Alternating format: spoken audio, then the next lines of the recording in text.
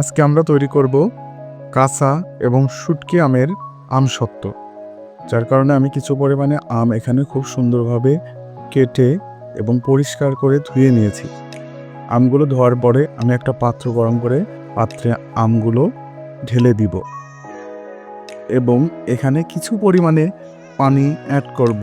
পানির পরিমাণটা যাতে বেশি না হয়, আমটা খুব ভালোভাবে সেদ্ধ হয়, সেই পরিমাণে পানি আমি এখানে অ্যাড করে নেব।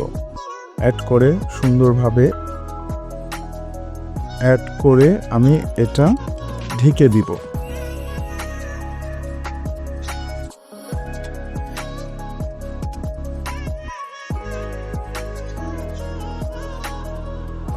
ঢেকে দিয়ে ঠিক 10 থেকে 15 মিনিট খুব সুন্দরভাবে জাল দিয়ে নেব। জাল দেওয়ার পরে দেখব আমার আমটা হয়ে আসছে কিনা, সিদ্ধ হয়েছে কিনা। আমটা সিদ্ধ হওয়ার পরে আমরা ওইটা একটি ছাঁকনি দিয়ে সুন্দরভাবে ছেঁকে নেব। যেহেতু আমের মধ্যে আঁশ এবং আটির সাদা অংশটা থাকে, তাই আমি সুন্দর করে ছাঁকনি দিয়ে ছেঁকে নিচ্ছি।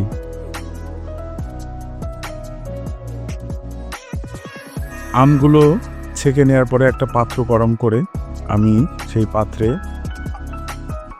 আমগুলো ঢেলে দিব এবং কিছুক্ষণ জাল দেওয়ার পরে এখানে যেহেতু কাঁচা আম টক হয়, তাই আমি চিনি অ্যাড করব।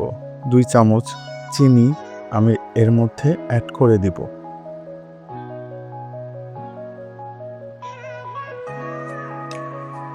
এরপর 2টা শুকনা মরিচ সুন্দর করে ভাজি করে গুঁড়ো করে আমি এর মধ্যে ছিটিয়ে দিব। এরপরে টেস্টি সল্ট, স্বাদ বাড়ানোর জন্য টেস্টি সল্ট সামান্য পরিমাণে দিয়ে দিব। এরপরে স্বাদ মতো লবণ আমের টক সাথে মিক্স করে নেব। সবগুলো উপকরণ দেয়া হলে আমি এটা সুন্দরভাবে মিশিয়ে নেব।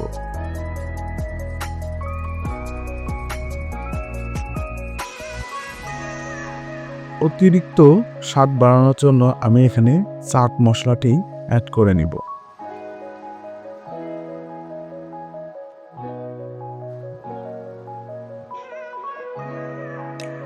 দুই থেকে 3 চামচ চাট মশলা আমি অ্যাড করে নিয়ে এটা সুন্দরভাবে আমের টক সাথে মিশিয়ে দিব।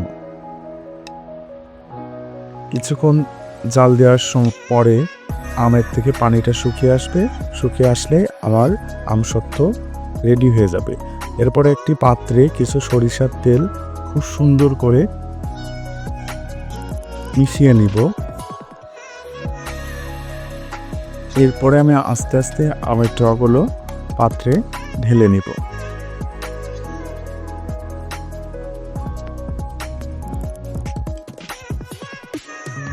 সুন্দরভাবে আমি আমের টকটি আমার পাত্রে ছড়িয়ে এটা 2 দিন রোদে শুকাতে দিব।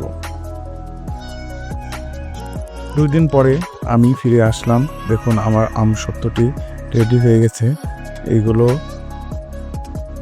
আমরা চিকন চিকন করে কেটে নিব। দেখুন কি সুন্দর সুস্বাদু আমসত্ত্ব আমার রেডি হয়ে গেছে।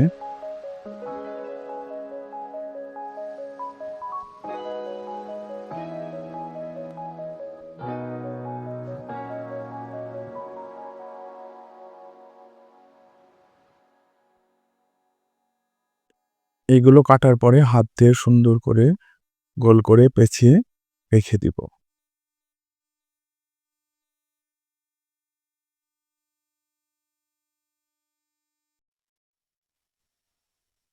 দেখুন আমার আমসত্ত্বটি কত সুন্দর পাতলা এবং কত সুস্বাদু হয়েছে।